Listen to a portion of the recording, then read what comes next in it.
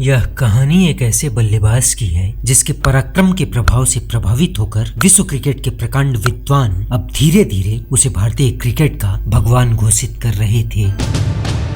और यह कहानी विश्व के उस सर्वश्रेष्ठ गेंदबाज की है जो उस भगवान की परीक्षा लेने के लिए, उस भगवान को चुनौती देने के लिए उस भगवान के सामने खड़ा था। यह कहानी सचिन और शेन वॉर्न की है।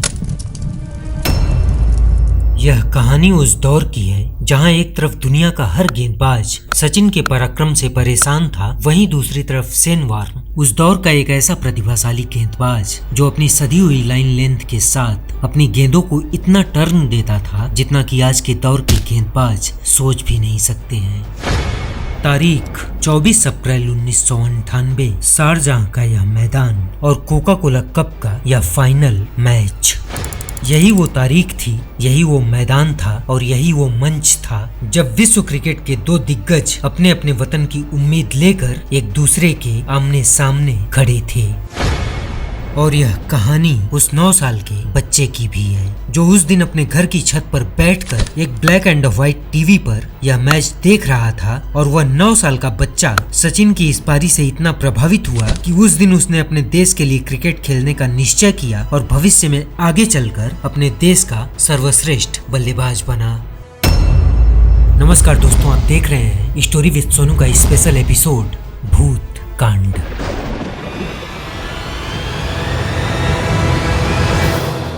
14 अप्रैल 1998 को दिल्ली फिरोज शाह कोटला के इस मैदान पर पेप्सी कप का फाइनल मैच खेला जा रहा था। और इस फाइनल मैच में डेमियन फ्लेमिंग ने मात्र 15 रन बनाकर खेल रहे सचिन तेंदुलकर का विकेट लेकर अपनी टीम को एक मनोवैज्ञानिक बढ़त दिलवा दी।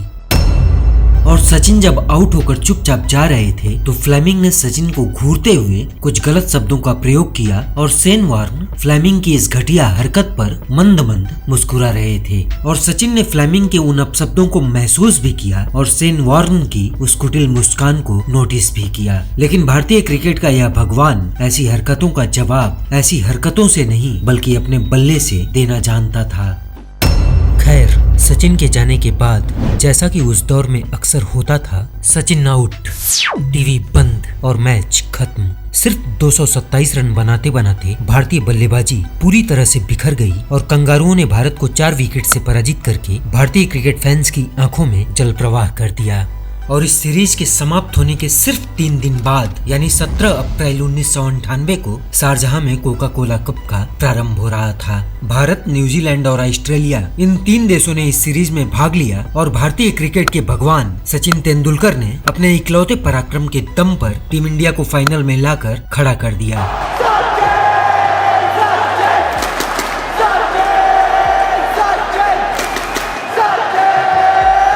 सचिन तेंदुलकर के इस अद्भुत पराक्रम की दिल थाम लेने वाली पूरी कहानी यानी कि 143 run desert storm inning of Sachin हमने इससे पहले वाले एपिसोड में बता रखी है। अगर आपने वह एपिसोड नहीं देखा होगा तो आप देख सकते हैं।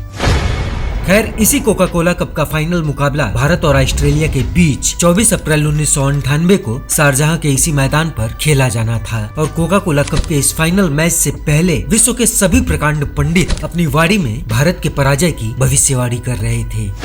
और इस भविष्यवाणी के कई कारण थे। पहला कारण तो यह था कि इसी सीरीज में इसी शारजाह के मैदान पर भारत और ऑस्ट्रेलिया 2 बार एक दूसरे के आमने सामने हुए थे और कंगारुओं ने दोनों बार भारत को बड़ी आसानी से पराजित कर दिया था। और दूसरा कारण यह था कि अभी सिर्फ 10 दिन पहले यानी 14 अप्रैल 1998 को कंगारुओं ने भारत को भारत की धरती पर यानी दिल्ली फिरोज शाह कोटला के इस मैदान पर पराजित करके भारत के हाथों से पेप्सी कप की यह ट्रॉफी छीन ली थी। और सबसे बड़ा कारण यह था कि इस फाइनल मैच से पहले अब तक के इतिहास में भारत और ऑस्ट्रेलिया के बीच कुल 53 वनडे मैच खेले गए थे जिसमें भारत सिर्फ 20 मुकाबलों में जीत पाया था जबकि 30 मुकाबलों में कंगारुओं ने भारत को पराजित किया था और 3 मुकाबले ड्रॉ पर समाप्त हुए थे। यह ऐतिहासिक आंकड़े बता रहे थे कि कंगारुओं के सामने भारतीय टीम की पराजय लगभग निश्चित है। और 24 अप्रैल 1998 को यह फाइनल मैच खेला जाना था और भारत की पूरी उम्मीदें सिर्फ एक खिलाड़ी पर टिकी हुई थी और वह खिलाड़ी थे सचिन तेंदुलकर। संपूर्ण भारत को पता था कि अगर सचिन का बल्ला चला तो कोका कोला कप की यह ट्रॉफी शारजाह के उस रेगिस्तान से उठकर भारत आ पाएगी, अन्यथा भारत की पराजय निश्चित है। 23 अप्रैल 1998 यानी इस फाइनल मैच से एक दिन पहले वर्ल्ड टेल कंपनी के मालिक मार्क मास्करेनहास, जिनके पास उन दिनों टेलीविजन के राइट्स हुआ करते थे, उन्होंने अपने होटल में एक पार्टी रखी, जिस पार्टी में दोनों टीमों के खिलाड़ियों, कमेंटेटरों और पत्रकारों को आमंत्रित किया गया। और उस समय ऑस्ट्रेलियाई टीम के कार्यवाहक प्रबंधक एलन बॉर्डर ने कहा कि सचिन तेंदुलकर फाइनल मैच में 143 रनों से बेहतर पारी नहीं खेल सकते हैं, इसलिए इस फाइनल मैच में ऑस्ट्रेलिया की विजय निश्चित है। एलन बॉर्डर ने सचिन तेंदुलकर के उसी 143 रनों की डिजर्ट स्टॉर्म वाली पारी को याद करके यह बात कही थी, जो पारी सचिन ने इसी सीरीज में सिर्फ एक दिन पहले यानी 22 अप्रैल 1998 को इसी मैदान पर खेलकर भारत को फाइनल में पहुंचा दिया था। और सचिन ने जिस विपरीत परिस्थिति में यह पारी खेली थी, उस पारी ने पूरी दुनिया का दिल जीत लिया था।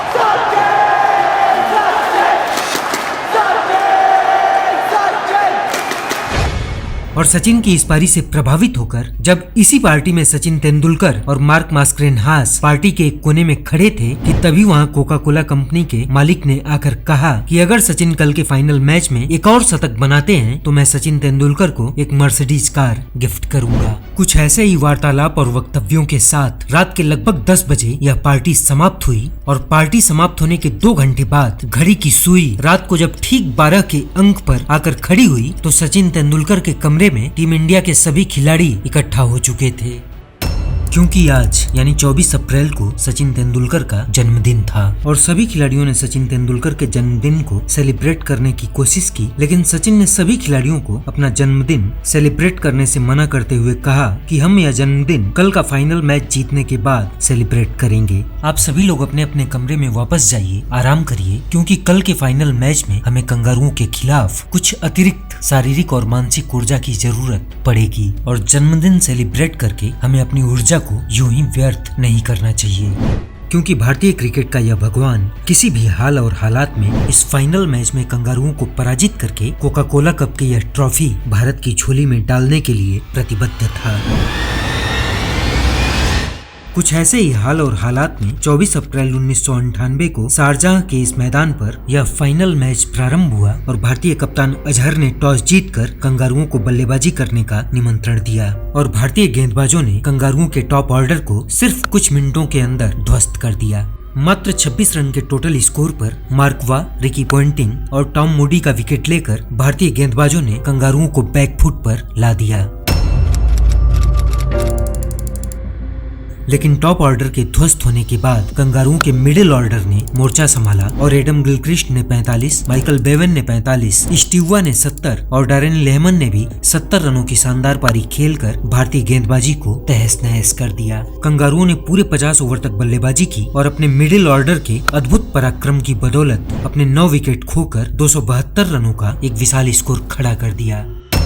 आज T20 के इस दौर में यह 272 रन आपको बेशक कम लग रहे होंगे, क्योंकि फटाफट क्रिकेट की इस दुनिया में अब रनों की अहमियत कहाँ रह गई है। लेकिन आज से 26 साल पहले 272 रनों का यह स्कोर किसी भी टीम के लिए उस खड़ी चट्टान की तरह थे, जिस पर चढ़ते चढ़ते किसी भी टीम के बल्लेबाजों की सांसें अपना दम तोड़ देती थी। और कंगारुओं ने जब 273 रनों का लक्ष्य भारत के लिए स्थापित किया तो विश्व क्रिकेट के पंडितों ने इस मैच का माहौल बदल दिया। एलन बॉर्डर से लेकर यान चैपल तक सभी पूर्व ऑस्ट्रेलियाई क्रिकेट के दिग्गज अपनी वाड़ी में भारत के पराजय की भविष्यवाणी करने लगे। और इस भविष्यवाणी के पीछे का जो मूल कारण था वह यह था कि ये वो दौर था जब टीम इंडिया लक्ष्य का पीछा ठीक से नहीं कर पाती थी और लक्ष्य के दबाव में बिखर जाया करती थी। इस मैच से पहले भारत ने अब तक के इतिहास में 27 वनडे मैचों में इतने बड़े लक्ष्य का पीछा किया था और सिर्फ 5 मैचों में जीत हासिल की थी, जबकि 22 मैचों में इतने बड़े लक्ष्य का पीछा करते हुए टीम इंडिया ने पराजय का सामना किया था। ये ऐतिहासिक आंकड़े भी भारत की पराजय का संकेत दे रहे थे और संपूर्ण कंगारुओं की टोली भारत के पराजय से पहले ही अपने विजय का उद्घोष कर रही थी, क्योंकि कंगारुओं द्वारा 272 रन बनाने के बाद कंगारुओं की संपूर्ण टोली को इस बात का भरोसा था कि उनके महान गेंदबाज शेन वॉर्न के सामने भारत के सभी बल्लेबाज इस विशाल लक्ष्य तक पहुंचने से पहले ही धराशायी हो जाएंगे। लेकिन उन कंगारुओं को भला कौन बताए कि भारतीय क्रिकेट का वह भगवान डेमियन फ्लेमिंग के उन अपशब्दों और शेन वॉर्न के उस कुटिल मुस्कान के प्रतिशोध की आग अपने सीने में समेटकर पिछले 10 दिनों से इसी मैच, इसी मैदान और इसी पल का बेसब्री से इंतजार कर रहा था। उन कंगारुओं को भला कौन बताए कि भारतीय क्रिकेट का वह भगवान जिसने अपने टीम के सभी खिलाड़ियों को अपना जन्मदिन सेलिब्रेट करने से मना कर दिया था और अपने साथी खिलाड़ियों में ऊर्जा का संचार करते हुए कहा था कि जब तक हम कोका कोला कप की यह ट्रॉफी जीतकर अपने वतन को समर्पित नहीं कर देंगे तब तक हम यह जन्मदिन सेलिब्रेट नहीं करेंगे। खैर, किसी भी फाइनल मैच को बड़े आसानी से जीत लेना यह कंगारुओं की परंपरा बन चुकी थी और इसी परंपरा को परंपरागत रूप से जारी रखने के लिए कंगारुओं की पूरी टोली अब मैदान में अपना दस्तक दे चुकी थी। संपूर्ण विश्व अब दुनिया के सर्वश्रेष्ठ बल्लेबाज सचिन तेंदुलकर और दुनिया के सर्वश्रेष्ठ गेंदबाज शेन वॉर्न के बीच होने वाले इस महायुद्ध के लिए स्टेडियम से लेकर रेडियो के साथ और टीवी के सामने अपनी पलकें बिछाकर अब भारतीय क्रिकेट के भगवान के मैदान में प्रवेश करने का इंतजार कर रहा था। और इन्हीं इंतजार कर रहे लोगों में बांग्लादेश के चटगांव में एक 9 साल का लड़का भी अपने घर की छत पर बैठकर एक ब्लैक एंड व्हाइट टीवी के सामने इस मैच को देख रहा था। यह लड़का कौन था और विश्व क्रिकेट के इतिहास में इस लड़के ने क्या मुकाम हासिल किया, इस कहानी का जिक्र अभी हम थोड़ी देर बाद करेंगे।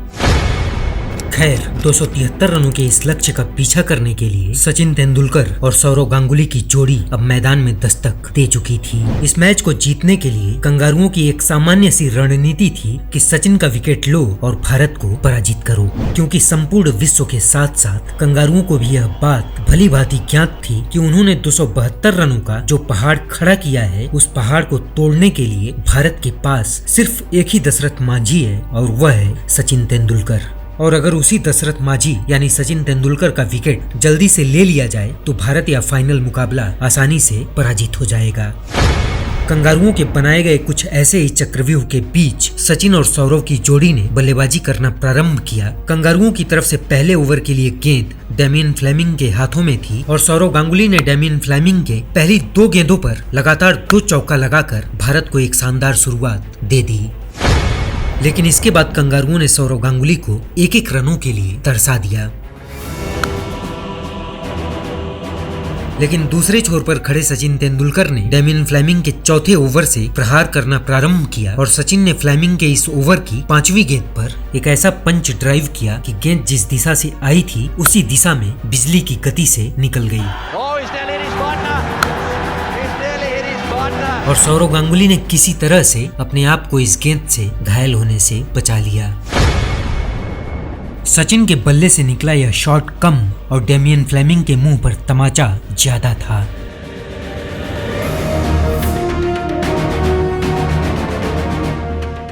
डेमियन फ्लेमिंग ने आज से 10 दिन पहले जो गलती की थी उस गलती के कारण सचिन की आंखों में गुस्सा साफ साफ देखा जा सकता था।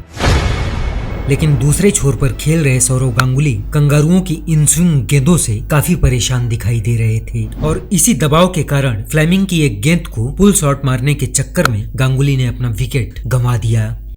कंगारुओं ने इतनी शानदार गेंदबाजी की थी कि अपनी पारी की पहली 2 गेंदों पर लगातार 2 चौका लगाने के बाद अगली 40 गेंदों तक सौरव गांगुली के बल्ले से कोई बाउंड्री नहीं निकली थी और 42 गेंदों में मात्र 23 रन बनाकर सौरव गांगुली पवेलियन वापस जा चुके थे। सौरव गांगुली के जाने के बाद नयन मोंगिया को पिच हिटर के रूप में प्रमोट करके भेजा गया। 10 ओवर समाप्त हो चुके थे और भारत के स्कोर बोर्ड पर महज 44 रन दिखाई दे रहे थे। अब 11वां ओवर लेकर खड़ा था विश्व का वह सर्वश्रेष्ठ गेंदबाज जिसके सामने दुनिया के सभी बल्लेबाज बड़े तमीज और अदब से पेश आया करते थे।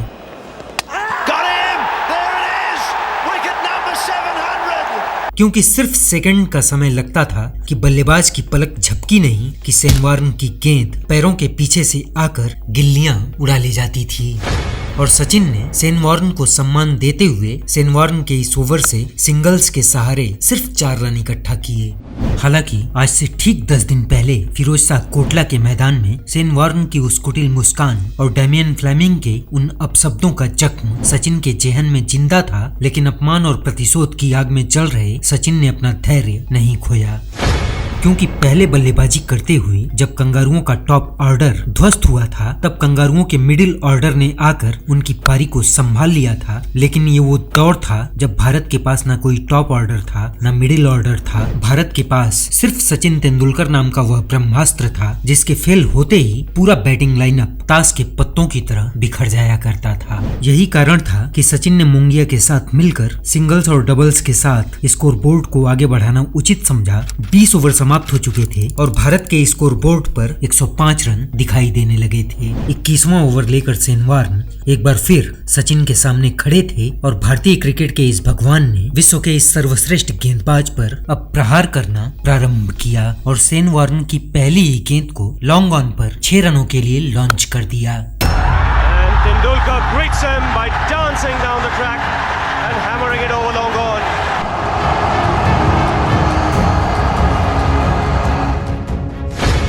और यहीं से प्रारंभ हो जाती है विश्व क्रिकेट के सर्वश्रेष्ठ बल्लेबाज और विश्व क्रिकेट के एक सर्वश्रेष्ठ गेंदबाज के बीच वर्चस्व की एक ऐसी जंग जिसके अंजाम को दुनिया आज भी भूतकांड के नाम से याद करती है। इससे पहले कि शेन वॉर्न की गेंद जमीन पर गिरकर अपना जादू चला पाती, तेंदुलकर गेंद की पिच पर पहुंच जाते और गेंद की स्पिन को दबा देते और गेंद जब सचिन के भारी बल्ले से टकराती तो बिजली की गति से लॉन्ग ऑन पर बिलबोर्ड के पार चली जाती। सचिन के इस प्रहार से शेन वॉर्न के चेहरे का रंग बदल चुका था। इस फाइनल मैच में महान शेन वॉर्न के पास सचिन की इस महारत का कोई जवाब नहीं था और शेन वॉर्न की कुटाई करने के बाद सचिन ने बारी बारी से सभी कंगारू गेंदबाजों की क्लास लगाई। Ramping, paddling, sweeping, slashing, late cutting, गेंदबाजों को फोरहैंड, एक एक के बाद एक गतिशील हरकतें टेलीविजन स्क्रीन पर चमकती रही। और सचिन के इस अद्भुत पराक्रम को देखकर इस मैच की कमेंट्री कर रहे टोनी ग्रेग ने कहा कि पूरा विश्व भारत के 2 लीजेंड्स को इस समय एक साथ देख रहा है। सुनील गावस्कर जैसी तकनीकी निपुणता और कपिल देव जैसी धृष्टता का यह मेल जो इस समय सचिन तेंदुलकर में दिखाई दे रहा है, ऐसा बल्लेबाज भारत को अब फिर कभी दोबारा नहीं मिलेगा। 37वें ओवर की चौथी गेंद पर सिंगल लेकर सचिन ने अपनी सेंचुरी पूरी की और भारत से लेकर ऑस्ट्रेलिया तक के सभी दर्शक विश्व क्रिकेट की इस अनमोल धरोहर के सम्मान में एक साथ खड़े हो गए। 100 number 15 for Sachin Tendulkar in one-day internationals. Tremendous ovation here from the crowd. What a player! इस फाइनल मैच में सचिन ने 134 रनों की एक शानदार पारी खेलकर भारत को जीत की दहलीज पर लाकर खड़ा कर दिया और विश्व के सर्वश्रेष्ठ गेंदबाज शेन वॉर्न का चेहरा निराशा, हताशा, हैरानी और पसीने से भीग चुका था और महान शेन वॉर्न ने जीवन में पहली बार किसी बल्लेबाज के सामने हार मान ली थी। शेन वॉर्न ने इस मैच में अपने 10 ओवर में बिना कोई विकेट लिए 61 रन खर्च कर दिए थे और अब तक के वनडे क्रिकेट के इतिहास में शेन वॉर्न का यह सबसे महंगा स्पेल साबित हुआ था। सचिन के इस ऐतिहासिक पराक्रम की बदौलत भारत ने कोका कोला कप की यह ट्रॉफी जीतकर शारजाह के इस मैदान में भारत का तिरंगा लहरा दिया था। इस ऐतिहासिक पारी के बाद जब सचिन वापस लौट रहे थे तो सभी भारतीय दर्शकों ने खड़ा होकर सचिन को उनके जन्मदिन की शुभकामनाएं दी और स्टैंड को क्रॉस करके सचिन जब ड्रेसिंग रूम की तरफ आगे बढ़े तो वर्ल्ड टेल कंपनी के मालिक मार्क मास्करेनहास ने सचिन को गले लगाने की कोशिश की, लेकिन सचिन ने मार्क को चेतावनी देते हुए कहा कि वह अपने स्मार्ट और महंगे कपड़े खराब कर लेंगे क्योंकि सचिन पसीने से पूरी तरह से भीगे हुए थे। लेकिन मार्क मास्करेनहास को कपड़ों की कहां पड़ी थी। उन्होंने पसीने से लथपथ सचिन को गले लगाकर हवा में उठा लिया। सचिन की इस ऐतिहासिक पारी के लिए उन्हें इस टूर्नामेंट और इस मैच का सर्वश्रेष्ठ खिलाड़ी चुना गया और कोका कोला कंपनी के मालिक ने अपना वादा निभाते हुए सचिन को मर्सिडीज SL 600 कार गिफ्ट की और सभी भारतीय खिलाड़ियों ने इस कार में बैठकर मैदान के कई चक्कर काटे। सचिन ने इस सीरीज के 5 मैचों में 87 के औसत और 101 के स्ट्राइक रेट से कुल 435 रन बनाकर अपने इकलौते पराक्रम की बदौलत भारत को यह सीरीज जितवा दी थी और दोनों टीमों की तरफ से कोई भी बल्लेबाज रनों के मामले में दूर दूर तक सचिन के आसपास भी नजर नहीं आ रहा था। और मैच समाप्त होने के बाद जब ऑस्ट्रेलियाई कप्तान स्टीवा से हार का कारण पूछा गया तो स्टीवा ने कहा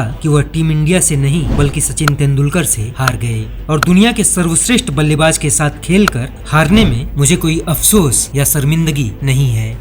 और यह मैच समाप्त होने के बाद विश्व क्रिकेट के महान बल्लेबाज सर डॉन ब्रैडमैन ने सचिन की इस पारी से प्रभावित होकर सचिन को अपने घर पर डिनर के लिए आमंत्रित किया। और बांग्लादेश के चटगांव में जो 9 साल का लड़का अपने घर की छत पर बैठकर यह मैच देख रहा था, वह लड़का सचिन की इस पारी से इतना प्रभावित हुआ कि उस दिन उस लड़के ने सचिन को अपना आदर्श मानकर अपने देश के लिए क्रिकेट खेलने का निश्चय किया और आगे चलकर यह लड़का बांग्लादेश क्रिकेट का सर्वश्रेष्ठ बल्लेबाज तमीम इकबाल के नाम से जाना गया।